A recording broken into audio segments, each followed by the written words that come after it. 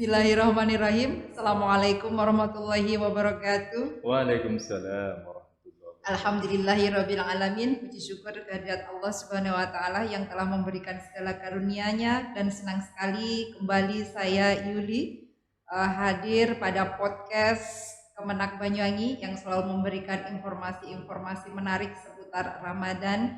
Dan kali ini tema kita adalah Ru'yatul Hilal akhir Ramadan. Dan sahabat Kemenak, telah hadir di studio podcast Kemenak Banyuwangi sore ini narasumber kita yaitu Bapak Gufron El Mustafa SAG. Beliau adalah Kepala KUA Kecamatan Gambiran. Assalamualaikum Pak Gufron El Mustafa. Baik, waalaikumsalam warahmatullahi wabarakatuh. Gimana kabarnya hari ini, Pak? Alhamdulillah baik, sehat Mbak Yuli. Mbak Yuli juga sehat? Alhamdulillah.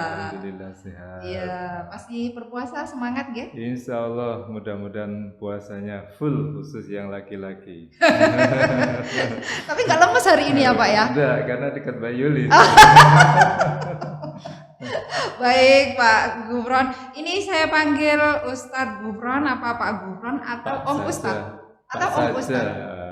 Karena beliau masih muda, sangat muda sekali sahabat Baik. Kemenak. Bisa dipanggil Om Ustadz kira-kira? Oh bisa, Oh, karena iya. masih 17 tahun umur saya. Baik Om Ustadz, sesuai dengan tema kita sore ini yaitu Ru'yatul Hilal akhir Ramadan. Mungkin informasi ini juga ditunggu-tunggu oleh keluarga besar Kemenak Banyuwangi begitu ya. Bisa dijelaskan Ustadz seputar Ru'yatul Hilal ini, bangsa acara apa sih itu Ru'yatul Hilal itu? Ru'yatul Seperti Hilal itu nggih. Bisa makanan dijelaskan? apa ya? Oke. Baik, terima kasih para sahabat Kemenak Kabupaten Banyuwangi, para pemirsa Ayyuhal Musyahidun Al-Kiram, para penggiat pencinta podcast Kementerian Agama Kabupaten Banyuwangi. Baik, pada kesempatan kali ini izinkan saya menyampaikan kepada semua pemirsa sahabat Kemenak Banyuwangi, selamat melaksanakan ibadah puasa. Ibadah puasa ini ibarat minyak goreng. Kenapa minyak goreng? Minyak goreng saat ini sangat langka dan mahal. Dan pada saat ibadah puasa kita akan diampuni oleh Allah Subhanahu wa taala. Dan kita dipandang oleh Allah dengan pandangan cinta, yang temanya mungkin ada suatu hari tema tentang cinta dalam podcast ini. Jadi Allah memandang kita dengan pandangan rahmah, pandangan yang sangat mencintai kepada kita. Dan pada bulan itu kita pasti akan diampuni, sangat pasti akan diampuni. Oleh karena itu, umpama seseorang menaruh minyak goreng di depan pintu rumah kita satu kerdus, pasti kita akan ambil karena minyak goreng mahal dan langka. Kemudian kita sudah masuki bulan Ramadan, maka kita harus melaksanakan apa yang diajarkan, apa yang harus kita amalkan pada bulan Ramadan, yaitu semua amalan yang mengajak kita untuk diampuni segala dosa-dosa kita. Selanjutnya dalam penentuan awal Ramadan, awal Syawal, awal Dzulhijjah, kita mengadakan ada namanya Ru'yatul Hilal. Apa sih Ru'yatul Hilal itu? Ru'yah itu dari kata ro'a. Ro'a itu melihat. Hilal itu adalah bulan sabit yang kecil yang baru muncul setelah awal bulan. Jadi Ru'yatul Hilal adalah upaya untuk melihat benar-benarkah hilal itu sudah muncul apa belum. Secara bahasanya seperti itu Mbak Yuli. Jadi kita memastikan apakah hilal itu benar-benar muncul apa tidak. Itu namanya Ru'yatul Hilal. Nampak apa enggak, kelihatan apa enggak, itu Ru'yatul Hilal. Itu. Jadi memang Ru'yatul Hilal ini adalah suatu keharusan yang harus ada begitu Pak ya. Kegiatan itu memang harus ada begitu ya, untuk menentukan bulan begitu. Betul, benar sekali. Jadi Ru'yatul Hilal itu harus kita laksanakan, bukan hanya amanat undang-undang, tapi amanat dari Allah melalui malaikat Jibril dan kepada Rasulnya dalam hadis Rasul, sumu li ru'yatihi wa aftiru li ru'yatihi. Berpuasalah kalian karena meru'yat hilal, dan berbukalah, maksudnya masuk bulan Syawal, berhenti puasa dengan meru'yat hilal. Jadi secara bahasa teks hadis itu secara umum dohirnya itu secara letterlek, secara tekstualis itu perintahnya kita melakukan ru'yatul hilal. Jadi ru'yatul hilal itu adalah perintah agama. Jadi jangan dikira hanya jalan-jalan atau hanya buang-buangkan anggaran dan lain-lain. Ini perintah agama. Perintah agama benar. Dan melaksanakannya pun adalah ibadah untuk menentukan ibadah yang lain. Puasa Ramadan itu hukumnya wajib. Maka untuk menentukan awal Ramadan dengan ru'yatul hilal, maka ru'yatul hilal hukumnya juga menjadi wajib. Walaupun itu wajibnya kifayah, tidak semuanya. Oh gitu ya Pak ya. Berarti ada tim khususnya ini Pak. Ada tim khusus, benar sekali. Tim khusus kita ada dulu namanya Badan Hisab Ru'yat. Yaitu yang menangani tentang salah satunya tentang ru'yatul hilal. Itu terdiri dari ormas. Ada NU, LTII, Persis, Al-Irsyad, Muhammadiyah, kemudian dari aktivis pegiat falak, kemudian pegiat ru'yatul hilal, dari mahasiswa, dari masyarakat umum. Jadi yang mengikuti ru'yatul hilal itu tidak hanya orang-orang pemerintah atau kiai saja, tapi masyarakat umum, bahkan mahasiswa Ibrahimi di Kabupaten Banyuwangi sudah berkali-kali bersama kita melaksanakan ru'yatul hilal dalam rangka pertama untuk praktek tugas kuliah mereka, yang kedua juga dalam rangka melaksanakan ubudiyah atau ibadah melaksanakan ru'yatul hilal ini jadi ibadah juga. Jadi ada nilai ibadahnya, kata mereka adalah ta'abudi, ibadah. Begitu. Iya. Jadi ini Badan Ru'yatul Hilal ini sebuah badan atau lembaga resmi begitu Pak ya? Iya benar, itu adalah badan atau lembaga resmi yang ada di Kementerian Agama. Dulu namanya BHR, sekarang menjadi namanya Tim Hisab Ru'yat. Tim Hisab Ru'yat. Singkatannya THR. THR Pak ya. Jadi kalau tim ini sudah bekerja, siap-siap nanti semua ASN atau masyarakat akan dapat THR. Bisa melihat ya Pak ya. THR maksudnya dapat angpau maksudnya. Oke, selanjutnya ini Ustadz, persiapannya itu apa aja sih yang perlu THR itu tadi persiapkan untuk melihat hilal itu tadi? Baik. Jadi persiapan ru'yatul hilal pertama kita harus menentukan tempatnya di mana.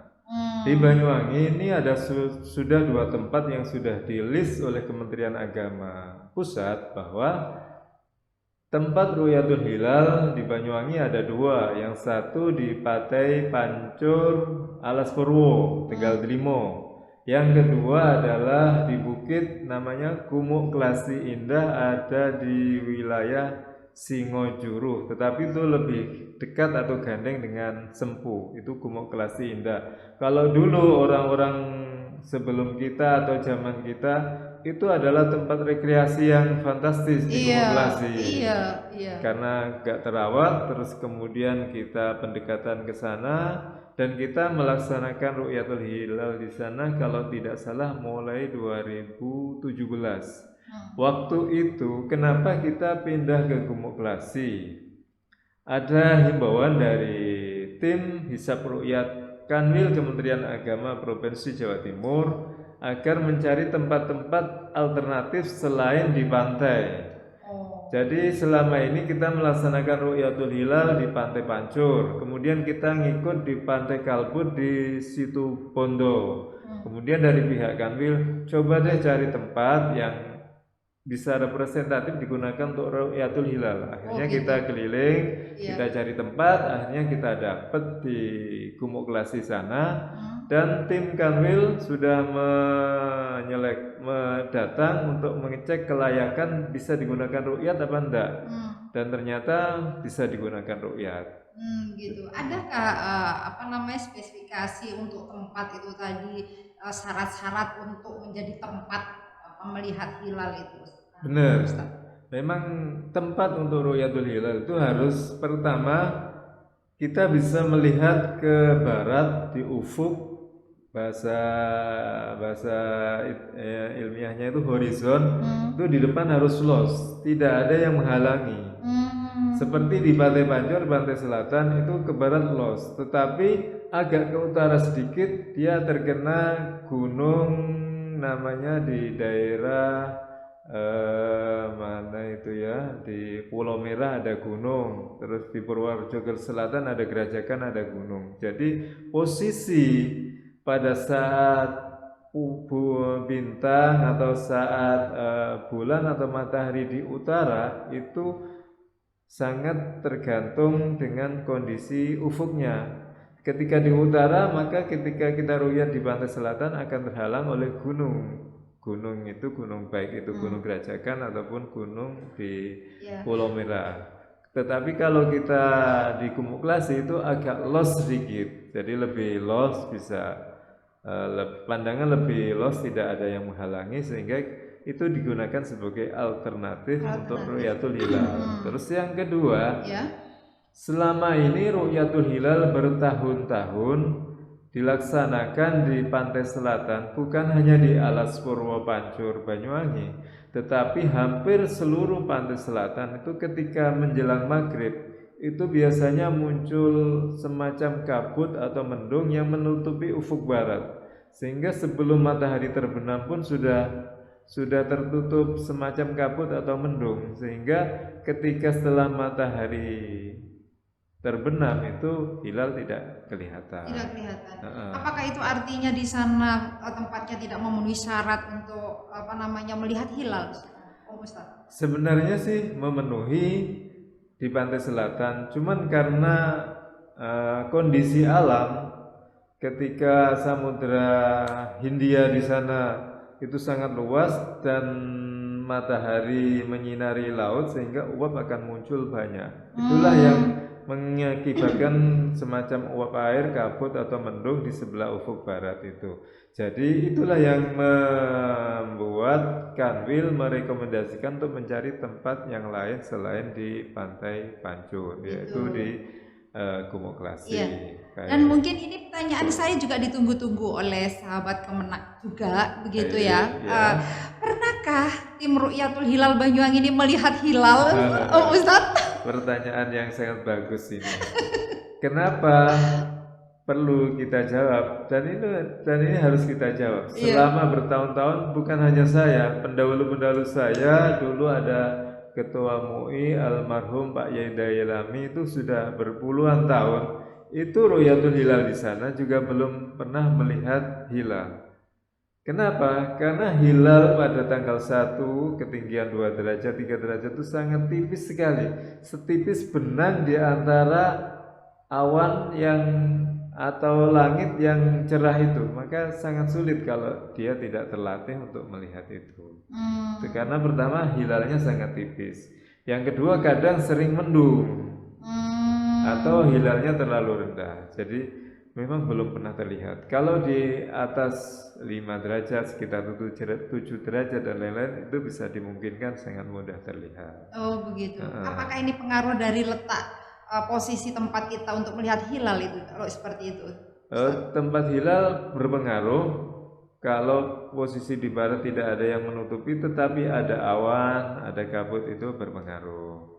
Kalau di Gumuk Klasi kita sering di sana, ternyata ufuknya di sana itu di barat itu juga banyak gunung-gunung, entah itu daerah Kalibaru atau Gumitir. Itu ada gunung yang tingginya sekitar 1 derajat. Jadi ufuknya tidak lost full, tetapi masih ada gunung Gumitir yang tingginya sekitar 1 derajat. Padahal Gumuk Klasi itu sudah sangat tinggi sekali. Pernah naik ke sana ya, Mbak? Iya. Alhamdulillah sudah pernah gitu saya ke sana. Bagi yang pernah naik Gumuk Klasi, kalau belum terbiasa, insya Allah akan ngos-ngosan. Apalagi bulan puasa ini, kasihan nanti bisa batal puasanya. Baik Ustadz dan juga sahabat Kemenang, kita juga sudah mendapatkan informasi-informasi tentang Ru'yatul Hilal, dan pertanyaan kami ini Ustadz, bagaimana proses pelaporan untuk dari tim Ru'yatul Hilal itu sendiri? Proses pelaporannya itu seperti apa gitu? Kan belum pernah lihat hilal, terus dilaporkan seperti apa? Seperti itu. Jadi, pertanyaan kami. Terima kasih. Proses pelaporan kita berjenjang. Berjenjang itu dari kabupaten ke provinsi, kemudian ke pusat. Baik itu yang dari Ormas maupun dari Kementerian Agama. Kementerian Agama apabila kita telah melaksanakan Ru'yatul Hilal, kita segera laporan ke Kanwil. Kanwil akan laporan ke pusat untuk sebagai pertimbangan dalam sidang isbat nanti. Oh, Kemudian begitu. juga ormas NU laporan ke provinsi laporan ke PB. Itu nanti untuk pertimbangan mereka untuk laporan ke dalam sidang isbat dan ikhbar PBNU. Jadi laporan itu berjenjang. Apabila laporan itu hilal terlihat, maka dia harus disumpah oleh hakim pengadilan agama. Jadi ada majelis hakim yang menyumpah bahwasanya bapak ini atau ustadz ini melihat hilal. Nanti diberi berita acara. Baik, Ustadz, tadi kan dari tim Ru'yatul Hilal itu kan dari berbagai elemen masyarakat, dari Betul. ormas-ormas juga. Namun pertanyaan kami ini juga mungkin juga mewakili dari sahabat Kemenak juga ya. Iya. Jika sudah diundang dari ormas-ormas itu, kenapa sih lebarannya kadang Ramadannya berbeda begitu? Bisa dijelaskan, Ustadz? Baik, terima kasih. Kenapa kita sering terjadi Ramadan atau Lebaran berbeda? Ini sebenarnya sangat menguntungkan. Menguntungkan gimana? Bagi orang yang males puasa ikut puasa belakangan. Boleh gitu ya, Ustadz ya? Ya, terserah orangnya. Jadi begini, hanya joke tadi ya. Kenapa terjadi perbedaan? Karena dalam penentuan awal bulan itu ada dua mazhab atau dua cara. Yang satu dengan cara hisab. Hisab itu menghitung atau pakai menghitung data-data kalender dan lain-lain. Yang kedua itu adalah menggunakan ru'yat. Ru'yat itu melihat langsung hilal dengan mata maupun dengan alat teropong dan lain-lain. Untuk hisab pun macam-macam. Ada hisab yang imkanur ru'yah, ada hisab yang wujudul hilal.